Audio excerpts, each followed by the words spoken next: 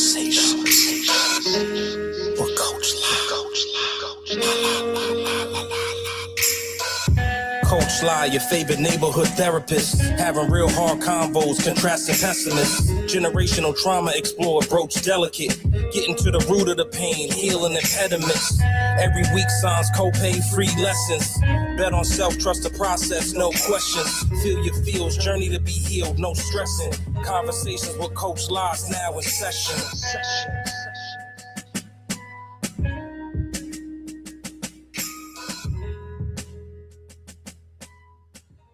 What's going on? Good morning, all you beautiful people. Good morning, good morning, good morning to you, all you wonderful, beautiful people. I hope y'all are having a great Sunday so far. Well, Coach Law's in the building. Your favorite around the way therapist has made an appearance after a busy, productive week full of love and activities. Well, first up and on my shout out list, of course, is my Urban Heat family. Boston Has Black Radio. Shout out to all of us. We've been outside and busy. You can hear I'm a little raspy because I've been outside, y'all. First up was Sunday. Shout out to my son making it to his 21st birthday. Maggiano's did us well with our family dinner. Next up after that, Chris Brown and Usher, baby, they owe me nothing. I was acting like a teenage girl in them stands, screaming, hooting, and hollering. I had me a ball. If you see my photos, then you know I was also, this old lady still wanted to get on stage, but, I can dream, right? Because I would have acted a whole fool and embarrassed my son, because I definitely would have been on stage. Yep, that's what I said. Chris Brown, the Cougars, the Hot Mamas, all of us roundaway girls need some love too. Stop picking all them little young girls. Let me show you what a grown woman could do. Then after that, y'all, we had In Boston Magazine. We were featured in the summer edition, Women of the Urban Heat, that is.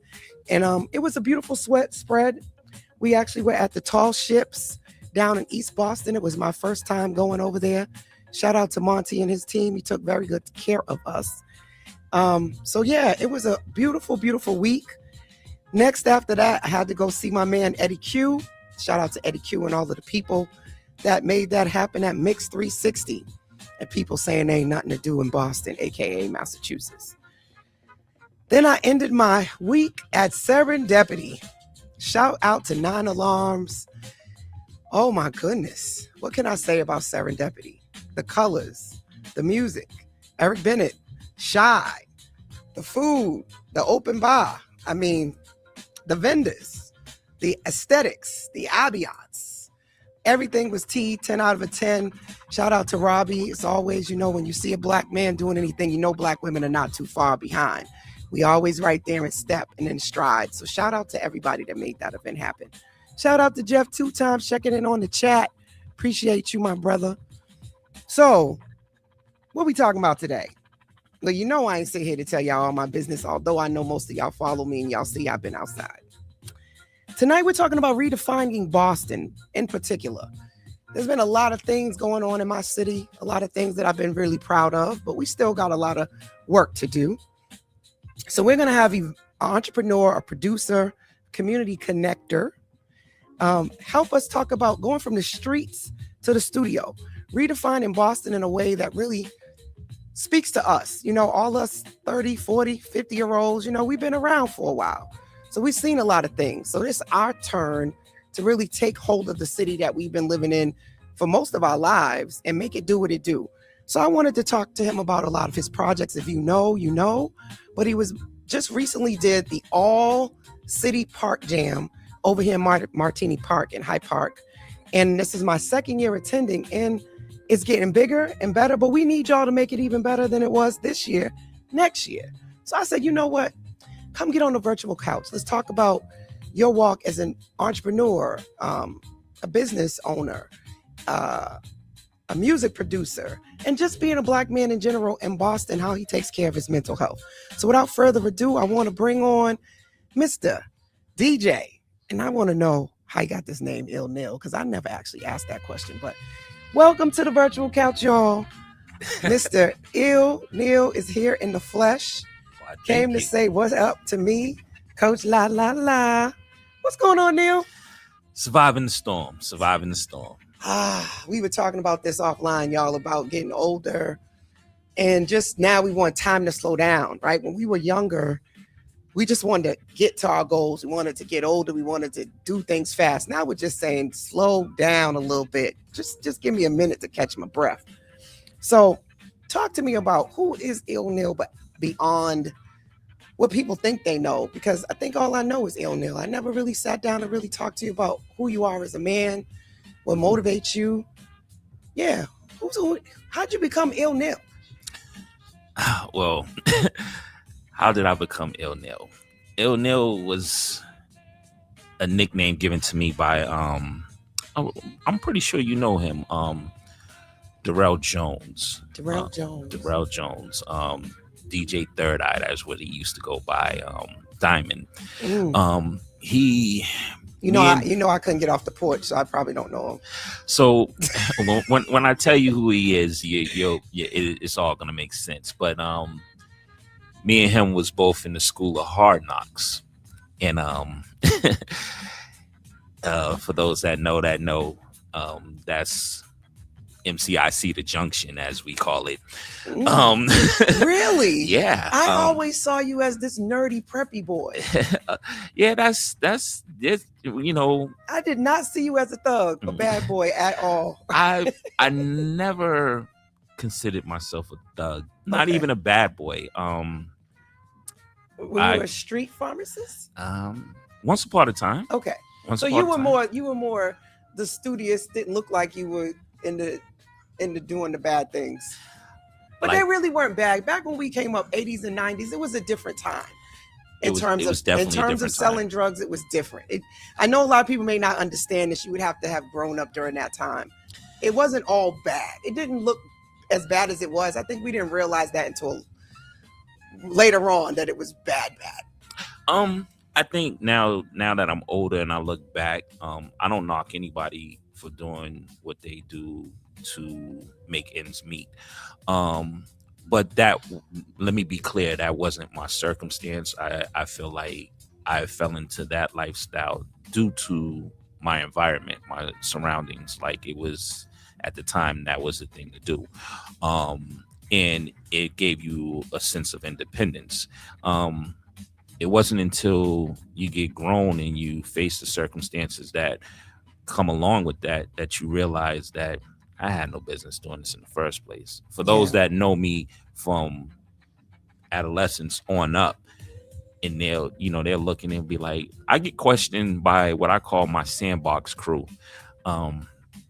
So just to sum it all up, I was born on Kennard Street, which was then considered the South End, what they call Lower Roxbury now.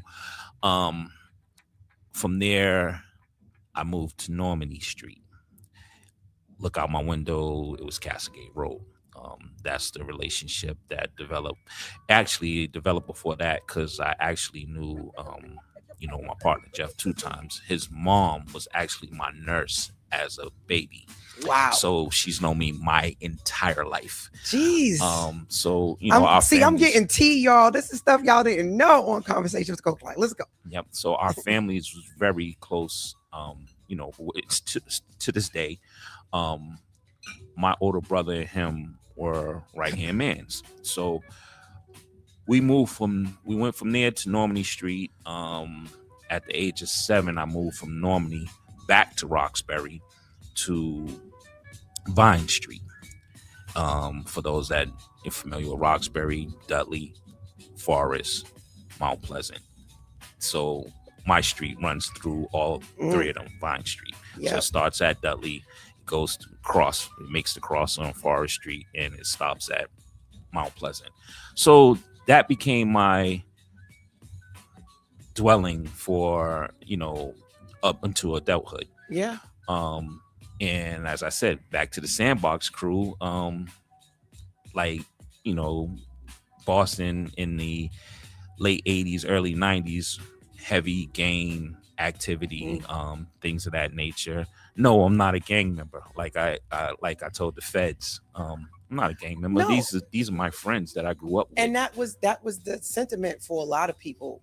They started putting like names to this, right? I remember Castlegate, they was just all grew up on the same street and hung out together. And then they labeled and put it into this framework that these are gangs. But people was just repping their street. So it's interesting you would say that, because like I said, growing up, some of the guys that are considered gang members of Castlegate are good friends of mine. Like, well, if I just disclose, some of them are my cousins. Some of them are my relatives, right? Exactly. I grew up, when I told you I couldn't get off the porch, part of that was because there was so much going on with the drugs and the I would say the repping of the streets, but there was just hoods going against hoods, and a lot of it was economics. A lot of it was pride. A lot of it was, you did something to somebody I know, so everybody in your community, is going to have your back, kind of thing. Exactly. And it kind of just formulated into these crews, aka they called them gangs, but none of us called each other. We wasn't saying we was Cascade Gang. These are my brothers. No, that's exactly what they were saying. Yeah. So, and I got a lot of brothers. That's another part of the story that a lot of people don't know. So if we start talking gangs, my father had many mansions. Should we just put it that way? And once your father has was a rolling exactly stone. So I have a lot of brothers, and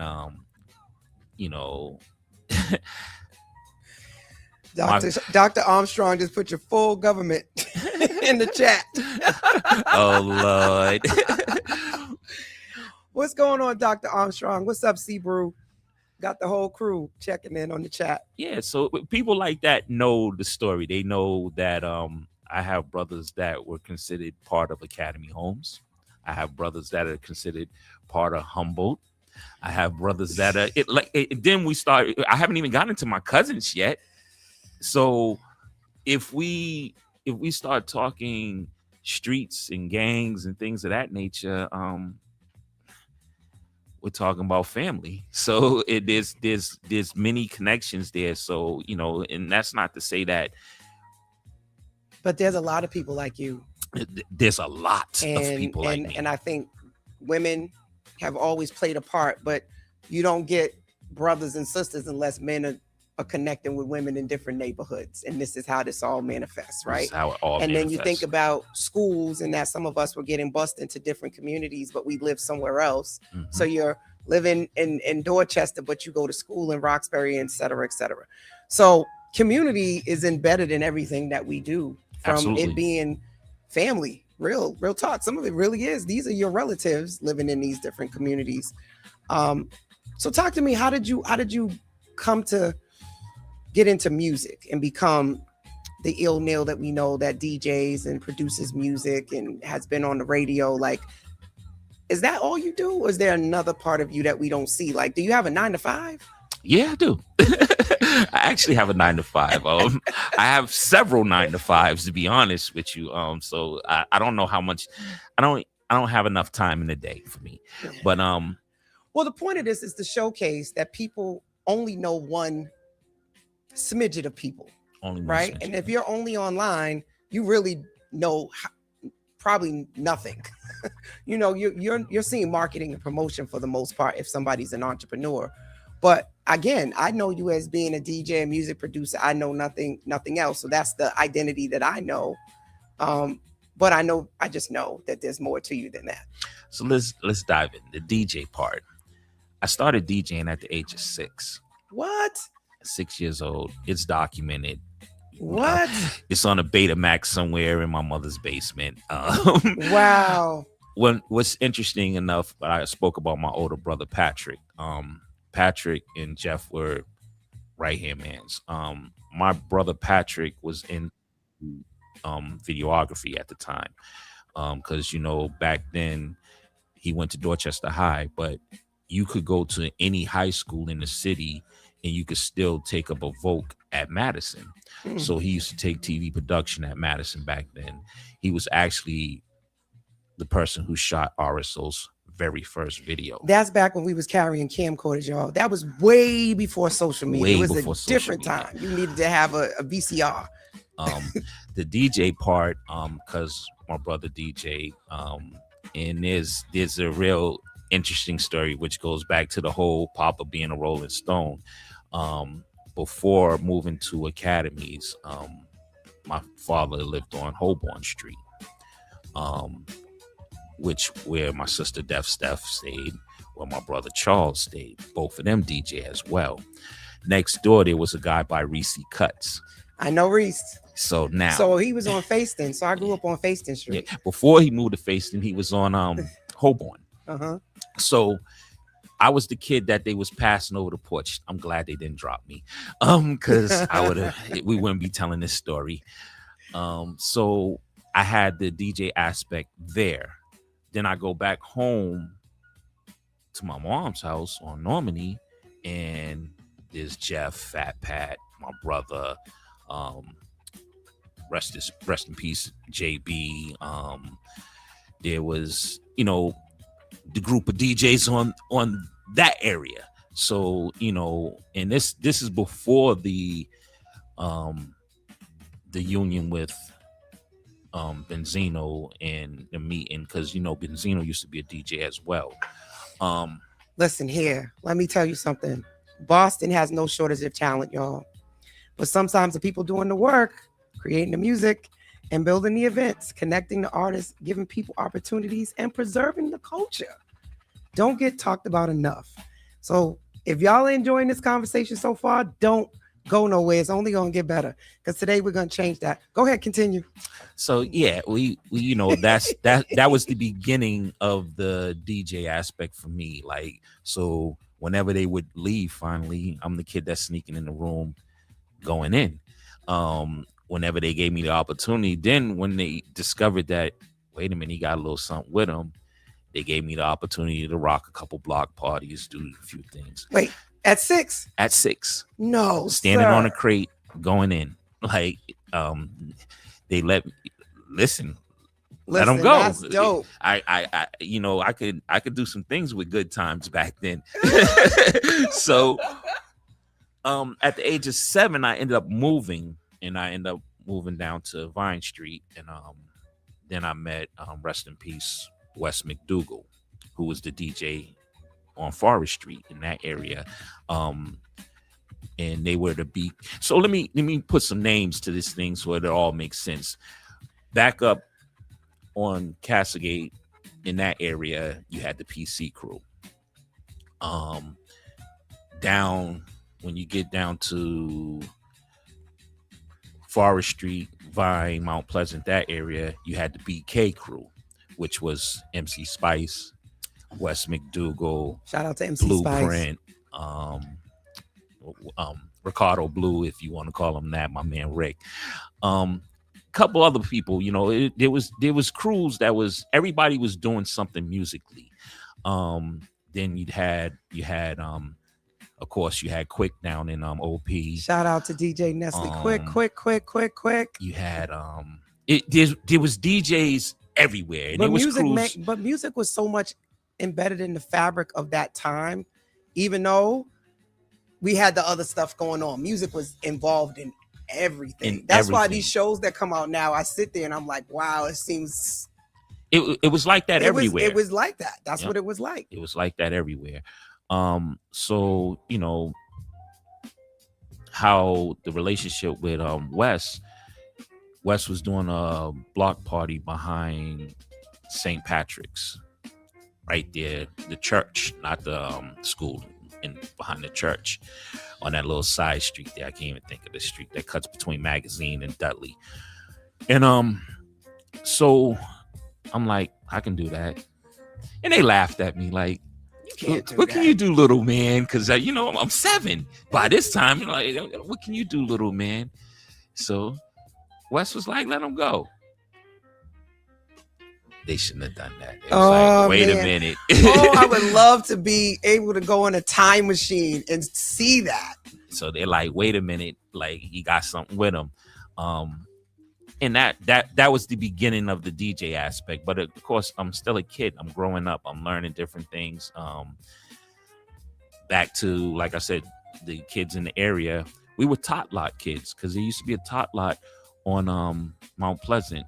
Yeah, the Sandbox crew. Yep. So that's my Sandbox crew. Right. You know, and you think about the importance of community and environment and how that really does influence you. And I, like you said earlier, like it wasn't an economic thing for you. It's just, this is what I was around, and I just got into it because this is what I was around. It gave me a level of independence, which I think a lot of young people, you know, you don't want to ask your parents for money. You want those kicks, you want this, you want that, you know, and you get an opportunity to work in a lot of ways, because that's what it really was. It was a job. You're not thinking about it like that. You're young, and it's like, hey, I can make my own money and I can be an entrepreneur. I think some of the best entrepreneurs were former street pharmacists.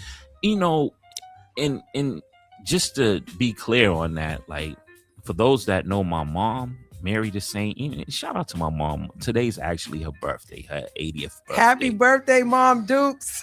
So, those that know my mom is like, how? Like, how did you do that? Like, how? Right. And that you're the kid that they're coming to court and say, he's just not like this. He's a good boy. He's just gotten into some trouble, and please spare him, Lord court. And the thing was, my mom would be like, you know what? She'll call my father step in. So there was a time when I was staying in academies with my father. There was a time when I was staying up on Erie Street when my father used to live up there. So it was, you know, I've been to many different neighborhoods, seen many different things, but the one thing that I always had was the culture of hip hop. Like, I was born into it. I've seen it my entire life. I've been part of it my entire life. So I tell people today, like, because a lot of people ask the question, how did we get to this verbal fabric thing that you're doing? And I'm pretty sure we'll jump into more of that later. But the culture of hip hop saved my life.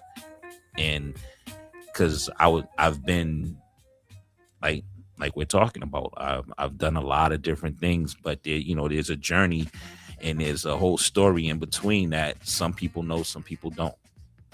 You know what I always say, you just never know unless you ask. And that's why I love doing this show, is that before I leave this place, what are we going to leave behind, and what is our legacy going to be? We are fortunate that we have ways to document now. Like, shout out to C. Bruce. She's like, go find the tapes.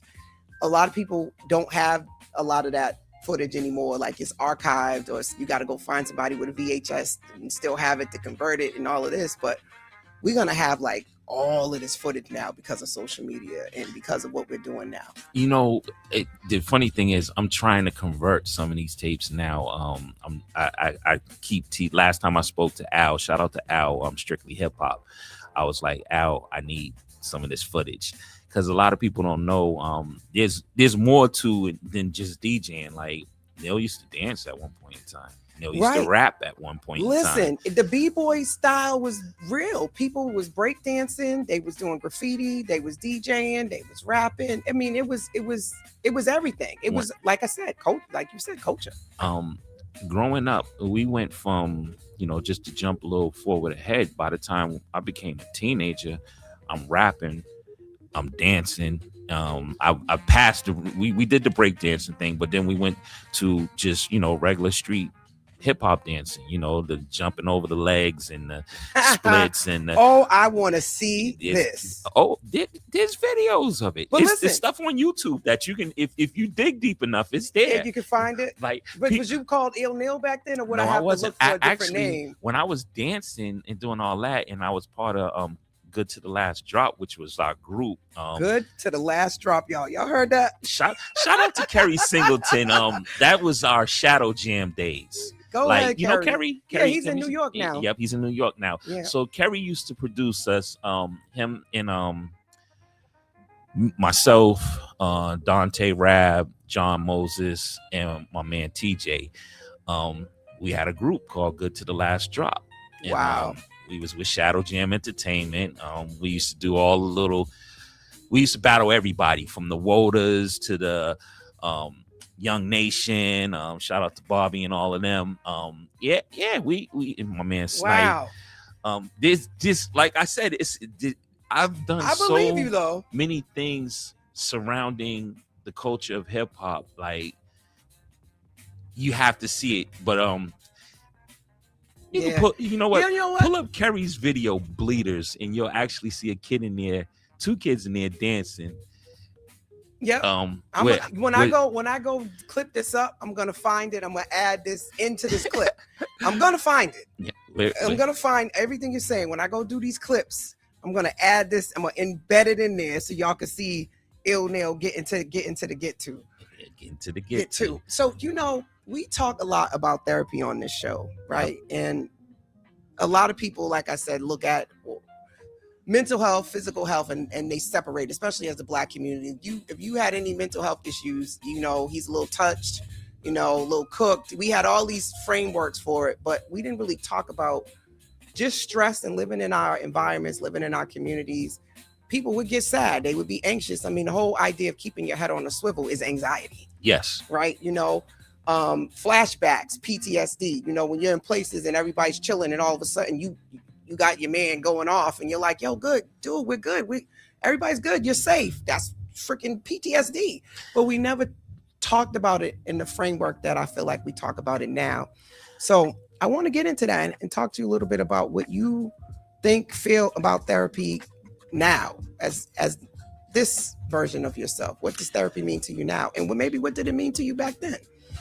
Back then, and like most Black men, we're against any, you start speaking about therapy or talking to a counselor or anything in that nature, we're usually we put up a wall. I'm not doing that.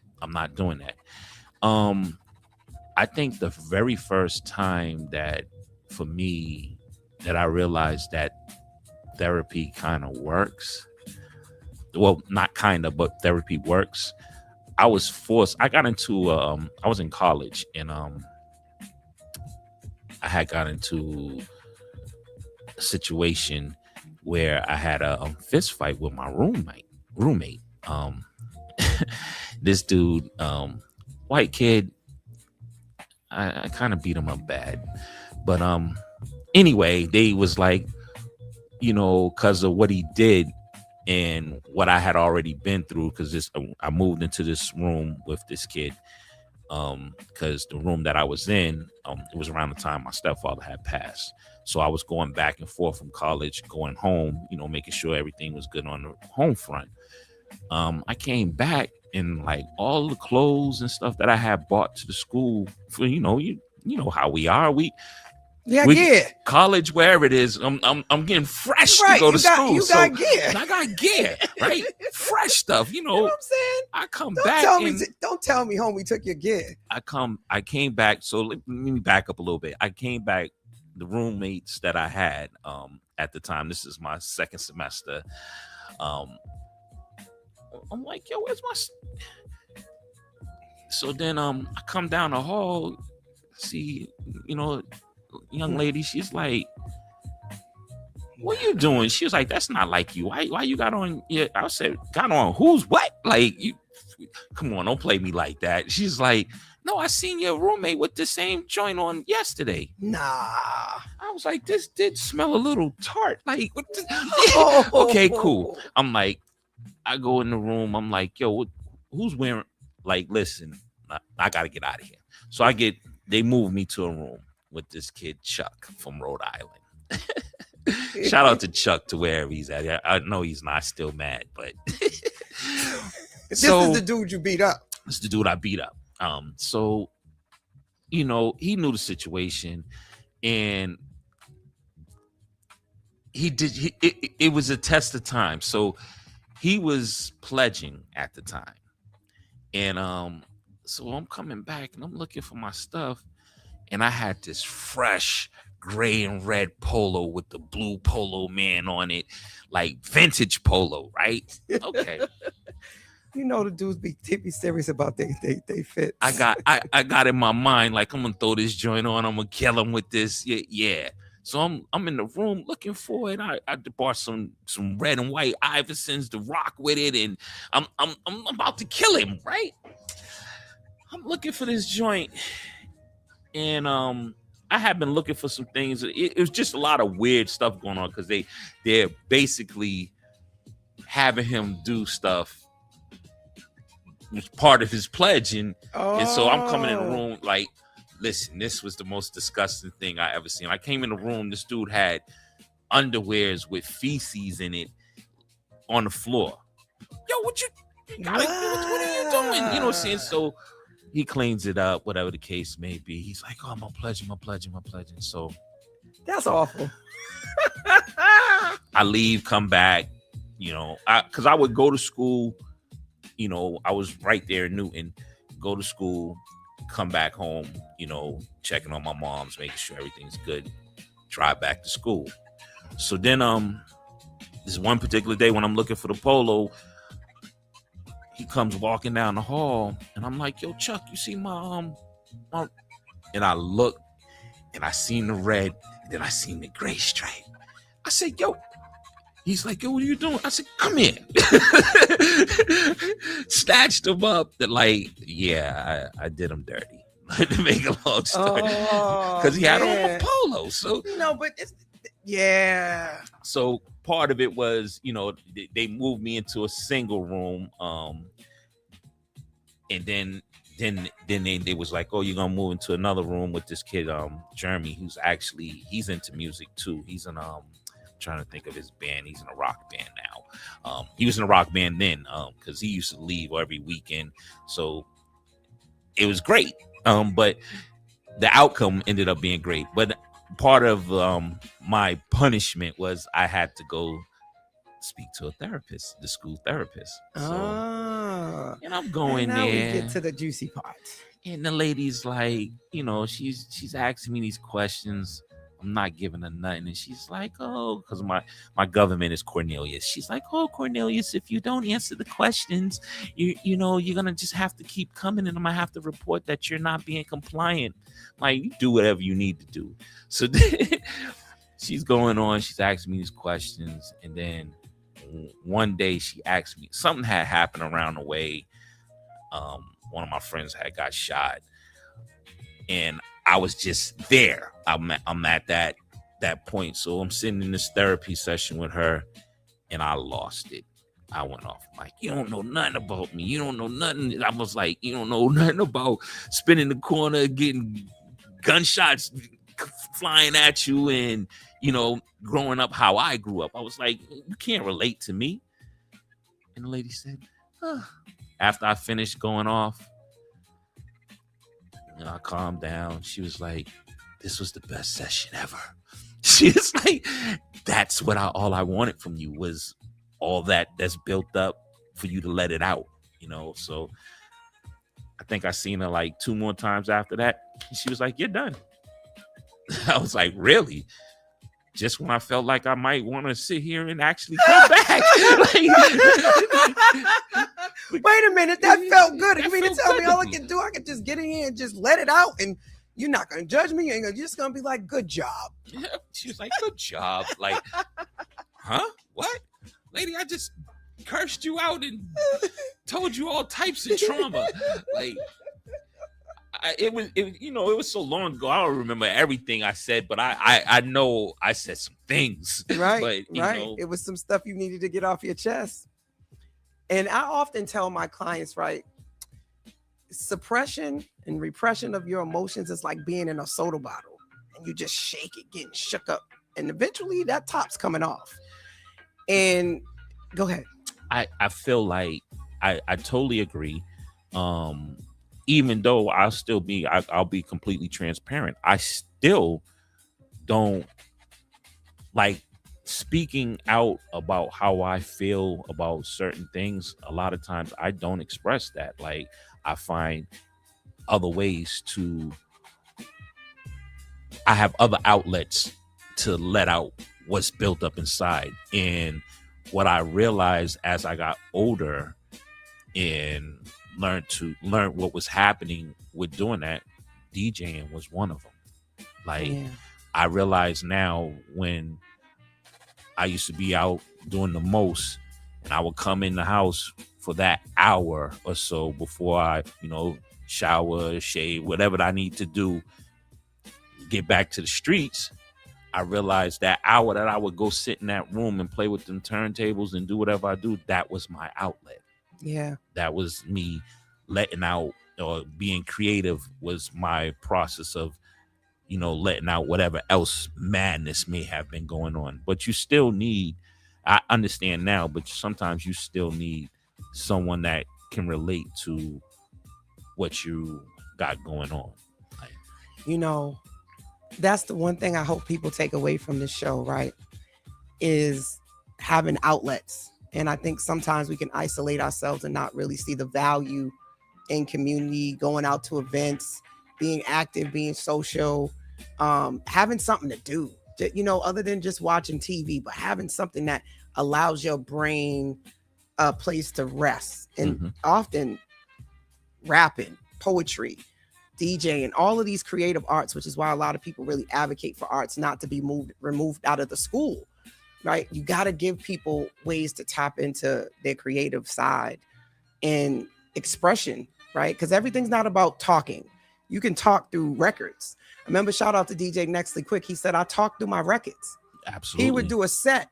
And the way he would do a set, if you was paying attention, he would be telling you how he felt, what he was mad about, if he was crushing on a chick, whatever. It was all in the music. It's all in the music. It's all in the music. So that's super dope. I never knew this about you, Neil. I'm enjoying this conversation.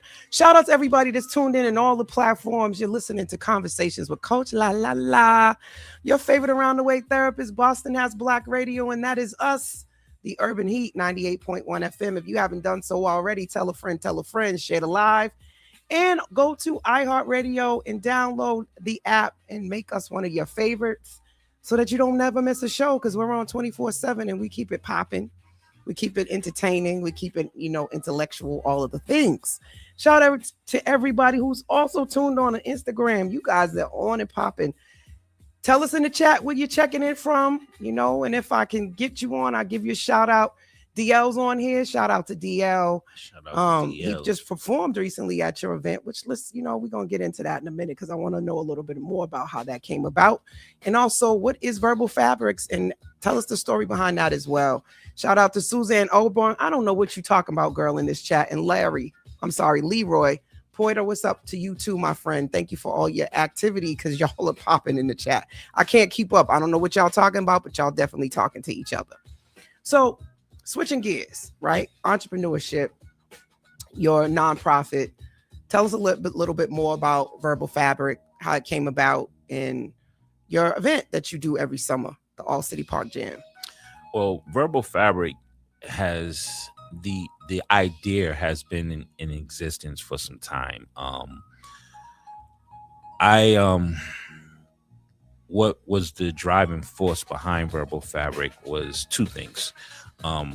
There were a lot of younger artists that was coming, because there's not enough time for me to get into the whole ill nail thing.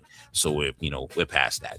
But there was more music stuff that took place. Like I said, the groups, the rap and the dancing, on from that, DJing for other artists, dealing with a couple labels, different things of that nature. The whole Life for Life movement. Shout out to Russia, shout out to Smoke Bolger, shout out to Mass Pike Miles, Hashish, the whole crew, everybody, because there was a lot of music that was made in between there, a lot of different groups, a lot of different production and things of that nature. We got into that. But in the process of that, once you start building and you get a little name for yourself, of course, younger artists that are coming up, they'll come to you for sometimes guidance, sometimes just with a couple questions. And I had after the radio issue, because I did radio in college, I did radio, couple guest appearances before I went to college. So that was the beginning for radio. For me, was the beginning in college. And I still didn't, at that time, I didn't think that I was going to pursue radio. Mhm. But then in between that time, you know, a lot of artists would come want you to play their music, ask you what did I think they need to do in order to get, you know, more heard, more seen in the whole industry. So, and my first thing was I was listening to a lot of kids that was dope, like they was making dope music. They were singing, they was rapping, they was doing everything. A little collaboration. So I'm like, what is more your focus? Like, are you a combination of both, or are you just a rapper, or like what's your forte? And they would be like, I just make hip hop. So I'm like, well, what does that look like for you? What is I make hip hop? And the response would be the same. I just make hip hop. So I was like, well, what's the key thing? Do you rap, or are you a singer? You know, because you know, nowadays we have a lot of what I call the melodic sound. You know, they're not quite singing, they're not quite rapping.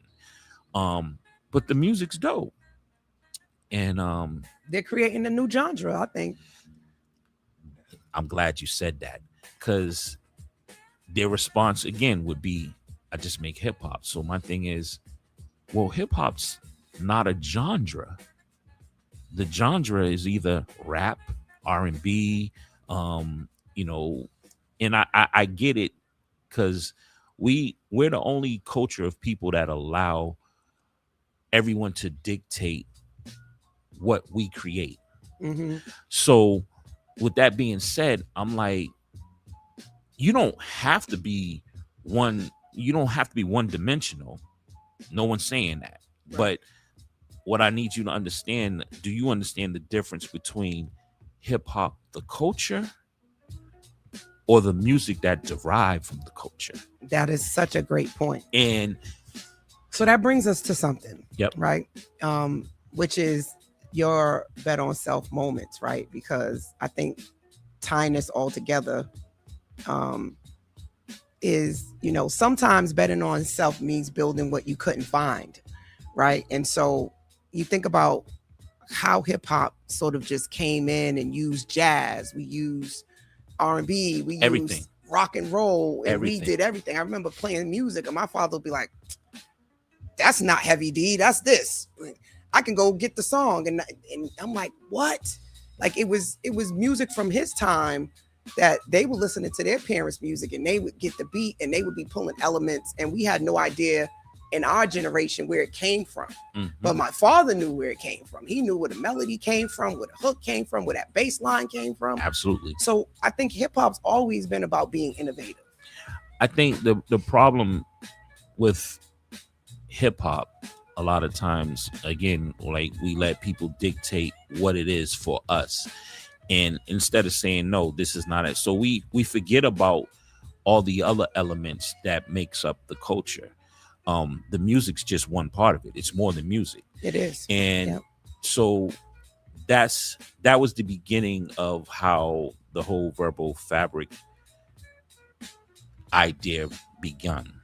So it was a lot of, like I said, it was a lot of artists that even now they come back and they be like, yo, I'm glad you pointed, you know, certain things out to me, because, you know, at that time I was just making music, and it was just music. It was about the music, nothing else. Mhm. They didn't care about, like, hip hop consists of everything. It's a way of life. If we're just talking about hip hop, not just the music, like, Right. so it's more than just the music. It's the music, it's the fashion, it's the culture, it's the way it's the way we speak, it's how we breathe. Like, Yeah. it's And it's that our goes way to of life. show the young people need us to help them understand it, right? Because it really was manifested from our generation. Absolutely. Like prior to that, there wasn't a thing hip hop. I mean, I don't even know who actually decided to name it hip hop, but because I don't think I even know that. But you know what's funny? That dates back to, some credit the artist Cowboy for that. Okay. From Grandmaster Flash Furious 5. But we just take stuff, right? So somebody says it and we all start saying it. But until you really go and study and look for it to find the answers, because we've always been orators, Absolutely. in our culture. Like everything's not always documented in a book. Somebody has to go and interview and write that book. I'm glad you said that, because I just had a conversation yesterday with a friend of mine, Lamont, and I was saying to him, like, we had this same conversation me and you were having. We were basically talking about that, because he was like, oh, 1973, August 11th. I said, yes, that's the date that is documented when Kool Herc gave the party on Cedric Ave. Yes. And then it's argued, like, and this is what I don't understand. If you go by members of the Zulu Nation, they document it a whole year later, because they're giving the credit to Bambaataa. If you ask someone like Flash, he's like, well, yes, Kool Herc. We're gonna go with Kool Herc's date because it's a year before, first and foremost, right? Secondly,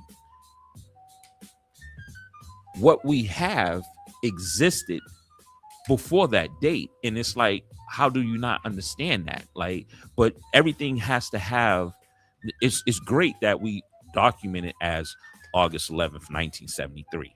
That's when it's documented, so we can officially say this is when hip hop made it to the books. This is when this thing of ours exists from. So, but we would be crazy to say that. So Herc wasn't doing parties before then. Yeah. No one was rapping before then. No one was breaking before then. No one was doing graffiti before then. But now, don't get me wrong, because I know some people are gonna be like, "What Neil's talking about?" Listen to the whole statement that I said. It existed before August 11th, 1973. But it's documented August 11th, 1973, and we're gonna run with that, because that we need to. It has to be a beginning, exactly. Right, but somebody also has to say it, exactly, declare it, and I think too, we don't always know what we're doing when we're doing it. We're just doing. Right. We're dancing, we're singing, we're doing us. Exactly. And then somebody says one day, yeah, this is hip hop. That's what we're gonna name it, hip hop.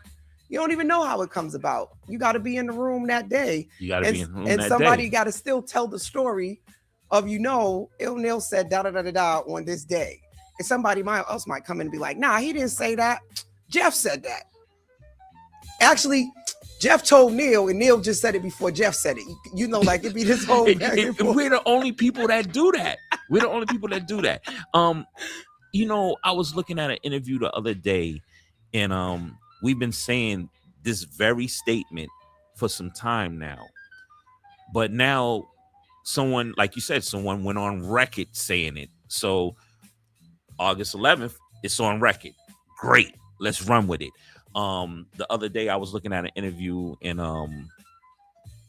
Punch, DJ Punch. He said hip hop needs to be treated like rock music. And I said, I've been telling these dudes this for how long? But go ahead. I'm listening now. He got my attention, and it's the truth. We got to stop allowing artists like Jay-Z, Nas, Biggie, Pac, Nipsey, for that matter, right? To be put in the same category as the Baby, Little Baby, Dej Loaf, and the list goes on, right? Right. I mean, but this. Hear me out on this, right? It's all hip hop, right? But it's different styles of hip hop. Yes, it is. Like, so, and now for the person that's not a DJ, that's not a producer, that's not into both formats of the music, like it's not fair to put all of them in the same category, and they're appealing to two different audiences. Like the average the average 60-year-old is not listening to the baby. Yeah. Even though I think the baby's dope, and I'm just using him as, and I could use other artists, or should I use a more drill artist, a Chief Keef, or Fabio Foreign, or in it gets real sticky because it's like they make this music, but they also if you notice, I'm naming artists that make both formats of the music. But I think we got to stay in the vein of creativity, right? If we don't want to be categorized, then we got to let people just express themselves and just do the music. But we're always going to try to put it in a category. We need to put it in a category because, for instance, hip hop needs, back to the statement, hip hop needs to be treated like rock. You have alternative rock, you have soft rock, you have heavy metal, you have, the list goes on. It's like seven to eight categories is rock. So what we're gonna do, we're gonna move to Coach's Corner real quick because we're gonna leave y'all with some nuggets for time. Man, I could talk to you all day. You are like an encyclopedia for hip hop, okay? I need a 2-hour show, Marv, for Neil next time. All right, so Coach's Corner, what is this all about? We just want to give some people some stuff to take away. I think we touched on a little bit of hip hop origins. We talked about who you are and what you do. And what do you want the people to take away from this conversation as we wrap up? Take away. Yeah. I guess Marv gonna give me some more time. You need more time? Yeah. I love this brother. I'm gonna give you more time. Okay. See how easy that was? Thank you. You ask and you shall receive. I appreciate you. Sir. Good day, sir. So for those folks that pay attention to 365 Dad, we're gonna pause 365 Dad and we're gonna allow Coach La to go ahead and do her thing. Thank you. Even though you ain't got this mic on. Okay, that's not the right mic? Nah. I can't hear it in the thing. I can hear them, but I can't. I hit on. This is number 3. My bad. Say it again. 3. There you go. There you go. All right. So you ask and you shall receive. You need more time? I love this brother. I'm going to give you more time. You run over into 365 Dad and continue. Great conversation. Thank you. I love the content. I'm listening. I want to hear more. So there you go. Thank you. Can you come make sure my better music keeps going? Because it's going to go to you. That's Mr. Marv Neal, the man that makes sure we got power in the building and that we can do what we do. I love him and appreciate him a lot. So good. I can go do what I wanted to do now. So remember when I told you I had some questions for you, right? Yes. All right. So first and foremost, I want you to describe Boston in one word. Innovative. Okay. Your favorite Boston artist, past and present, because like I said before, Boston does have talent. I think we just don't get talked about enough, and we need more spaces like your event, which I want you to talk about, please, because you showcased a lot of artists at the All City Park Jam and DJs too, and that's what that's all about. So tell us about the Boston artists, and please tie in your event. My favorite Boston artist, past and present. Whoo! Sheesh. I know it's hard. That's hard. That's really hard.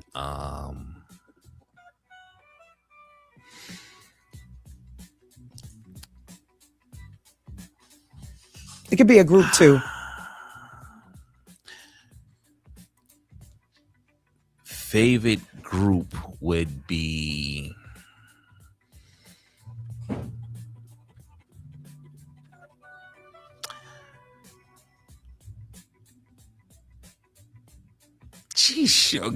I've got never you been good. stumped. You got me stumped on I this know. one. I thought this was going to be an easy one for you. No, because you know how many groups, not just groups that I've worked with a lot of different groups throughout the time in that I've been doing this. You don't want to hurt nobody's feelings. It's not, they know I don't see. When people ask me my top 5, I tell them all the time, I'm like, my top 5 changes almost daily. Like, because Now, why would it change daily? it depends on my mood. Oh, It depends on my mood. I have, I'll say, if I took 10 of my favorite all-time artists and I'm like, today I might be feeling more Nas than I am Jay. okay. So I got it better for you. What kind of mood are you in today? I'll put it to you this way. My mood determines what I'm listening to. And on the ride over here, I'm listening to Nipsey. Okay. And I was going to listen to the new album, Prolific. But I chose to listen to Victory Lap on the way here. So you in a motivation. You need some motivation. You need a little bit of. I need the motivation music. Yeah. So in Victory Lap was the song that I wanted to hear. I was like, yes. I was like, that's it. Okay. That's it. And all right. So we're gonna move on. Yep. We're gonna go to the next one. Underrated Boston neighborhood and why? Underrated Boston neighborhood and why? Of course, I'm gonna say Roxbury. But we're not underrated. We're the best. Well, yes, we are underrated. We're the best. You want to know why we're underrated? Because according to that guy that's from Mattapan or Dorchester, because I know the Dorchester kids listening, yeah, you know, they're gonna be like Dorchester's the most underrated. Mattapan's the most underrated. No, it's Roxbury. We're the heart. We're the heart. And I know they're cringing right now, and they're like, "Oh, that's because he's from Roxbury." No, it's because we're it. Listen, I'm a Roxbury girl. I can't take that one. All right, studio or stage? Far as for me, however you want to take it, studio or the stage? Studio. Okay. Producer or entrepreneur? Entrepreneur. Okay. Old school, hip hop, or new school? Of course, old school. One Boston artist everybody should know. One Boston artist everyone should know. Edo. Yeah, Edo's been really, really, I think sometimes he's underrated, right? Like in terms of his international landscape, he goes international and it's crazy. I mean, we give him love, but internationally, Edo definitely gets mad love. So shout out to Edo G. I think I want to go back to your very first question about the favorite artist. Yeah. Okay. All right. I was trying to give you some time. I'm not saying this is my favorite group or artist, but I appreciate RSO. I thought that's what you were going to say, but I don't want to give you answers. And I'm going to tell you why I appreciate RSO. Because the doors they open up. Right. They were so innovative. I think they were one of the first groups other than New Edition to really put Boston on the map, to put eyes over here on us, you know, and I think that has to be recognized, you know, in terms of opening up for everybody else. I feel and that's part of the reason why when you ask me about the question where I just said Edo, had we known business, and I think this is a problem with a lot of artists from here to this day. Had we known business, we'll be having a different conversation right now.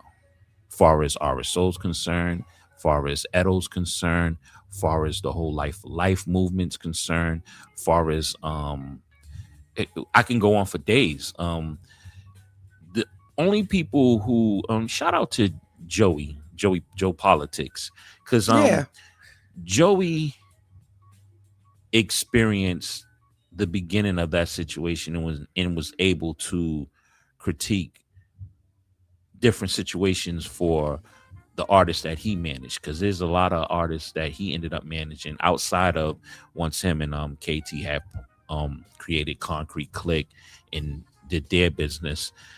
So we're still learning far as the business aspect. And we all know a lot more.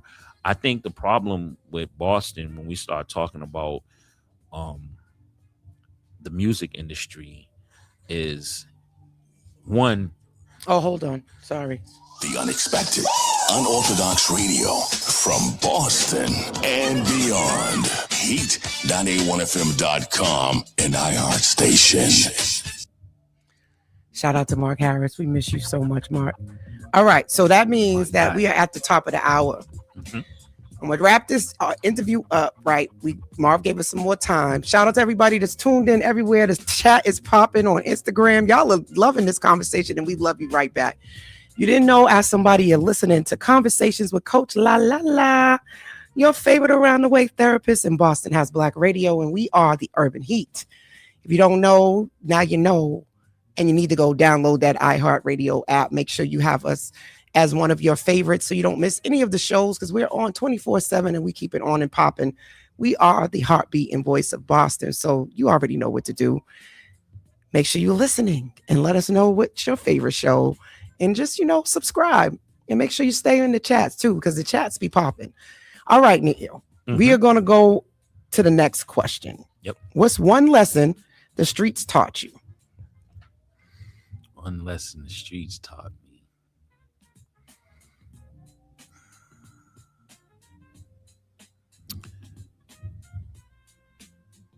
Respect life.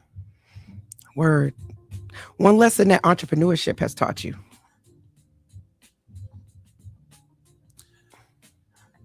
Learn every aspect of your business, in and out. That's a good one. That is really a good one. I think that transcends to, doesn't matter what you do, even as a therapist, right? No matter what you do. Be your, doing music, be your DJ, your a catering company. I think too, also being open to stay learning and be okay with making, and I use this in quotation, making mistakes. I think sometimes we get so caught up in a mistake instead of looking at it as it's part of the learning blocks of building a business, right? It didn't work.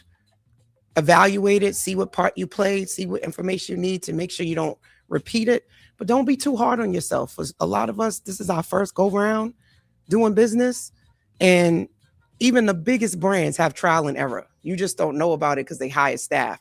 When they have to fire somebody and hire somebody else, that's a trial and error. Absolutely. So it's happening all the time. I was going to add to that and just say, be open to innovation, because technology is changing every day. Rapidly. The things that we did back in the early 90s, the process is much different now, and in 2026 is much different. So you have to stay open to innovation. Got to stay open to it. One of the other questions is, community is family. Really true. So, I like to teach y'all stuff too, but one of the things I found out was that the U.S. Surgeon General says social connection is one of the most important contributors to health, resilience, and community well-being. Social isolation is associated with a 29% higher risk of premature mortality. So community and what you do to bring us together with your organization is bigger than the music. It's bigger than hip hop. Like you said it earlier, hip hop saved your life. So it's like we can't let go of these things that we already know are some of the factors in helping us be a thriving community. So talk to me about your event, your organization, and how people can get involved. So in a nutshell, Verbal Fabric, what we're doing at Verbal Fabric, we're preserving and advancing all elements of hip hop culture. How are we doing that? Through education, community, and culture opportunities. We're creating opportunities. We're being creative. We're being open to innovation. When I started Verbal Fabric, I started Verbal Fabric with I have two brothers that were both into the culture. They both walked different lives, different. They both lived different lifestyles. One was into the streets. One was actually a professor at UMass in Bunker Hill. Both were tragically killed in the streets of Boston.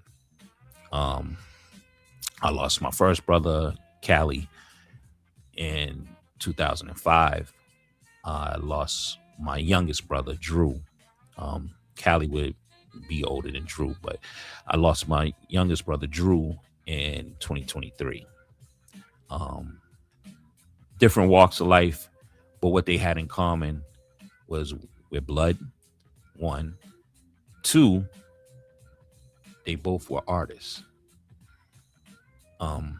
So I say that because, after we tragically lost Cal, it's funny because I had just came home from School of Higher Learning. And I was pretty much at that point, I was like, I'm done with this music, hip hop. I'm good. Like, I'm home, stay focused, get on your feet, live your life, right? And Cal laughed at me. And the funny part about it, when we had this conversation, this was roughly about, let me see, my pops passed in May. So this was roughly a month and a half prior to me being released. Cal was incarcerated as well. By accident, I was in Old Colony at the time, and he was going to the minimum. I was in the medium, so he had to come through the medium in order to get processed, and then they send you over to the minimum. Like, they bring you in that night, in the morning they process you, send you out. Him being who he was like, yeah, meet me on the yard. So we walk in the yard. He's bringing me up to speed with everything that had been going on. And I told him, he was like, you've been paying attention to the new stuff, the the Serato stuff. And I was like, yeah, it ain't came out yet, it'll be out next week. I was like, one of my guys was sending me all the information on the new technology. Yes, please. All the new technology. So I was like, yeah, I was like, yo, JB been sending me because if you don't have the actual magazine, what you can do, well, back then what you could do was he would literally Xerox or print out a copy of the magazine, and then I could get it. So I had him printing out everything just to stay up to speed. But I was like, I'm not interested. There was a program called Final Scratched, and it was crashing a lot, so forth and so on. But anyway, that's another story for another day. He told me I was going to continue doing it, and he was right. Just to I'm glad you listened to your brother. And then now Drew, or should I call him the doctor? Because he was actually, he would be Dr. James A. Jones right now if he was still alive. Drew, he did an album, did a whole bunch of other stuff. At the same time, he passed, unfortunately, at 30.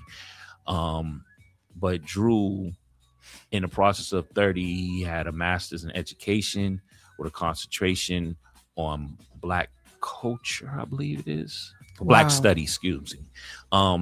So yeah, and like I said, he went on, he started teaching in Boston public schools. He taught at the Trotter, he taught at the Edward E. Brooke. He went from there on to in the process of all of that, he dropped the album under Drew Meister. And then he went on to get his master's, and he became a professor at Bunker Hill in UMass. Thank you. So, cheers.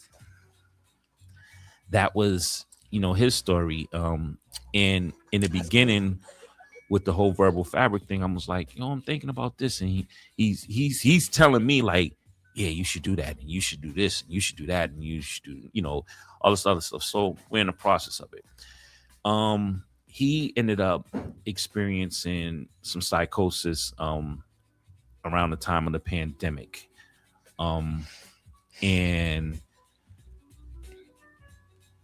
he was doing his treatment, doing all what he needed to do. And unfortunately, walking down the street, doing his normal walk, because he was like, yo, when I be in my head, I just take walks.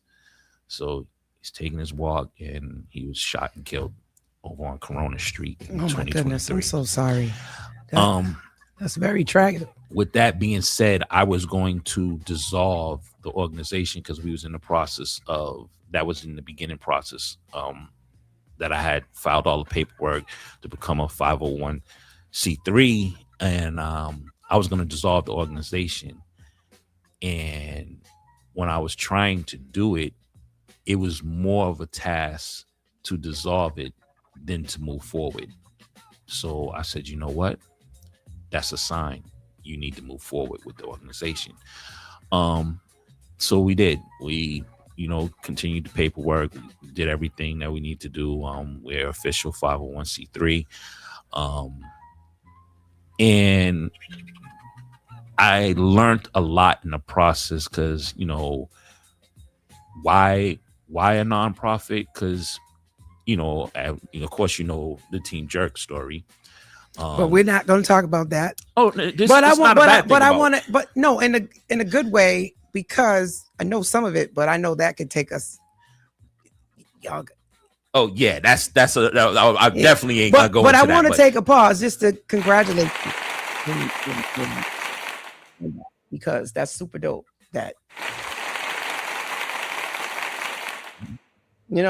super dope. I know it takes a lot to just put that paperwork in. That's a process in itself. And that was what I was going to say, was that was the drive to do this process, learn the process, and, do it the right way. Because we never, even with the whole Team Jerk thing, we wasn't trying to be community activists or none of that. We're a crew of dudes who's in common. We have this music. Right. So this sounds like a collective bet on self moment for you, doing that after losing your brother and just sticking with it. Yeah. And I ain't gonna make it seem like it was easy. It's a struggle. Yeah. And also that's his legacy too, because it was something he was encouraging you to do. Now, how can people get involved? Because I know there's an All City Park Jam, but then you are also now looking for members. Yes. So, and the reason we're looking for members, what we try to explain to people is this isn't about Neil. This isn't about any of the people that are involved. This is about a community. This is about the culture. This is about anybody who believes in the culture. So what we're trying to change is the aspect. We're trying to change the perception of Boston artists. Because if we talk about Boston artists first and foremost, and not just the artists, the culture in a whole, when we talk about Boston, there's a misconception that we don't have, like, hip hop doesn't live here. Or it's the same as people think Black people don't live here. Like, right. And I think UMass Boston just did a whole library, hip hop library. So and there's a lot of great things that has happened with you talking about the hip hop, the mass hip hop. I know it's a technical name for it, but there's an archive here. The hip hop archives. It's being held at UMass, the University of Massachusetts. Shout out to Boston. Pacey. Pacey runs that. Pacey Foster runs that. But here's the thing, and I think what they're doing is great, but there's a lot of misrepresented parts of the makeup to how we get here. Like, and no disrespect to no artist at all. Like, if you hear me say something and it's not correct, correct me on it. Because I got documentation to back anything when we start talking about hip hop. in the city of Boston. That's why I think that there's an important element with the legendary Backspin show that's held on this station. Shout out to Jeff. Shout out to Jeff, Rusty, and Michael K. I used to call him Dinosaur K, so I've been making sure I drop the dinosaur part. Yeah, but he did that. He did that. You know, shout out to Michael K, man. He, you know, a lot of people don't know the TDS mob story. A lot of people don't know the Native and Black story. You know, some people don't really know the RSO story. You know, they don't know Lecos Lima. They don't know the things that took place for us to get here. And I think it's necessary. And bringing you on, right? So you coming on my show and tying it all together, because I always saw myself when I branded myself your favorite around the way therapist. Anybody who's from my era, that's intentional. I'm speaking to a particular culture, a particular person who's going to be able to resonate with me even saying your favorite around the way therapist. I was your favorite around the way girl, but I happen to also have gone to school and got licensed. And it's a way to make it endearing and comfortable and safe. Like, it's a badge, you know what I mean? Like, that's my favorite around the way therapist. That's my girl. Yeah. And I get that I'm not your friend, but it still creates a safe place for people to put down what they've been carrying. And you know, I'm glad you said that, because so I'm hip hop too, y'all. I'm part of the culture. Before you say that, because I'm also going to be a part of Verbal Fabric in the terms of offering mental health support to artists. Of something absolutely that I've always had a desire to do. I think about the Bobby Browns and the Whitney Houstons and the different people who are in the music industry that didn't have someone to talk to or didn't have support to tie that all in. And then you start making all this money and it's just a lot that goes with it that I really want to be supportive to, especially new artists and seasoned artists too. So just FYI, that's how I would like to be involved. Absolutely. You know, I'm glad you said that, because a lot of times, and we do this as a people, I'm not Coach La, and I'm not going to see her. Like, why not? Like, because most of the time when we speak of therapy, you need someone who can relate to your story. Like, and that's what we look for the most, because you can go see another therapist, but if they don't understand your struggle, where you came from, it's not saying that they can't help, but it's easier for someone that can relate to your story to be able to provide a service for you and understand where you're coming from. Yeah. One of the biggest things I've learned with that is that this badge of us being strong, right? We got a lot of strength as a Black people, right? But that doesn't mean it's not heavy. And sometimes when you go to a different therapist, they're like, oh my God, you've been through so much and you're so strong. They just reiterate what you already know. And a lot of times we don't need to hear that. What we need to hear is something totally different than you're so strong. And I think sometimes that's what happens when we go to other people, is they see it all and they go, wow, but look all that you've accomplished. That's like a piece of it, but that's also some of our trauma response, is we go harder and harder, and there's no release valve. There's no moment to delegate. We think we're the best people that can do it and no one else can do it but us. And that's detrimental to our health. A lot of, at least in my circle, and you probably can relate, are passing away from health conditions for not taking care of themselves. Absolutely. You know, and a lot of times it's because they're trying to make money, take care of their family. They're doing all these things and they put their health to the back burner. So it's essential that we talk about these stories. It's essential that people also realize that they can't talk about them, because I think there's a certain element of being braggadocious, and people are waiting for someone else to sort of do it. And sometimes we got to step in and do the things that we think other people should do. Stop waiting. My primary care doctor called me the other day and said, hey, Cornelius, you're killing me with Cornelius. where you been? You know, and I was like, I said, who's this? He was like, calling from Dr. Lopez's office, where they said her new name, because she just recently got married. And I was like, yeah, I know I got to get in there. It's time for a physical. Yeah. And they was like, you're a year late. I said, what? I said, it's been a year? Mm-hmm. And it was like, yeah, for your last scheduled appointment, for your last scheduled physical, they was like, you didn't you canceled it and you said you was gonna do another date. So I was like, you know what? I said, what you got available? And it was like, well, we got tomorrow. I said, I can't do tomorrow. Oh, we got, we can't. And then they said, wait a minute, you're doing it again. I said, what you got after that? I said, oh, the 25th. I said, I'm there. Put me in the calendar. I'm there. I was like, I'm there. Because in you know, this is her receptionist I'm speaking to. So she's like, this isn't like you. She was like, you normally be on it. She was like, this is the first time I ever had to call you to, you know, schedule an appointment. It's been a year. She was like, shame.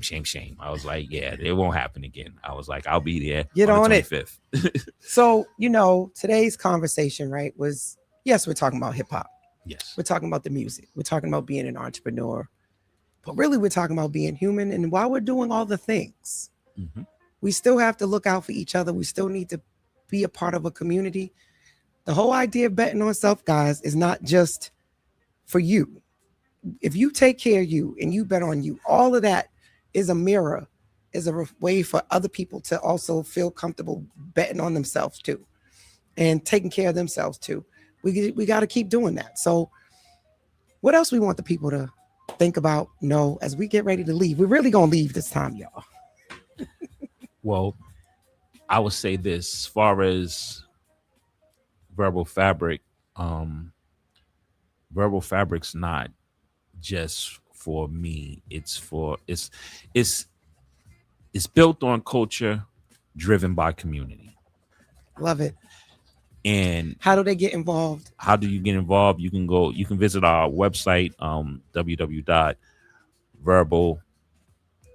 Fabric. It's on the screen too, guys. Strolling down the bottom. Fabric with the K .org. You can go on there. You can join, become a member. You can make a donation. You can find out more information. If it's something that you don't see there that you got a question about, hit us up in the email. That's info@verbalfabric.org. We're building, and what we're building is a community of like-minded people that are part of this culture, that want to see this culture grow, want to see Boston hip hop scene exposed more. And we're talking, the plan is I shouldn't even say the plan is, what we're going to do is make our legacy global. That's what we're talking about. Boston has a story that needs to be told too. There's a lot of artists here. There's a lot of behind the scenes people that we all know, but we don't know what they do. We don't know their part. I don't even feel like we don't have enough time for me to talk about what I've done, but this is bigger than me. There's people that's done way more than I've done. And I think that story needs to be told. We have our story, just like Atlanta has their story, New York has their story, LA has their story, Memphis has their story. Why not Boston? And I think that we need to learn to support, because our circle is small, because Boston's that big. It's a snap compared to some of the other cities that we see. But we're talking not just Boston, we're talking New England as a whole, and the story that needs to be told coming out of Mass. And I had a great conversation with Rusty. I had a great conversation with Edo and some other like-minded people. And the one thing that we all agree on is, if we don't do it, the story dies with us. So the plan is to tell a story and build a legacy that can be carried on from the next generation to the next generation to the next generation.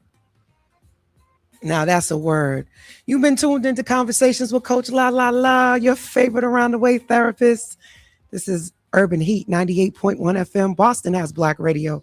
We are on iHeartRadio. We're one of the only Black-owned radio stations in Boston that is on the iHeartRadio platform. It's been a pleasure having you on here, Neil. It's been a pleasure being here. This right here, we're going to have some clips to go back and laugh about. This is about legacy. This is about what we carry forward, what we want to leave behind. And you said it best. If we don't do it, who's going to do it? Right. And that's what betting on self is all about. If not me, then who? If not now, then when? And we are right now, we have to create that so that the generations that come after us can see what we did and we can keep passing the baton. So once again, thank you for tuning in to Conversations with Coach Lala. I'll see everybody next week right here on the virtual couch. And y'all have a great week. Make sure y'all bet on self, do something for you. And remember, who's checking on you? Who are you checking on? And bet on yourself. See y'all next week. Bye. Peace.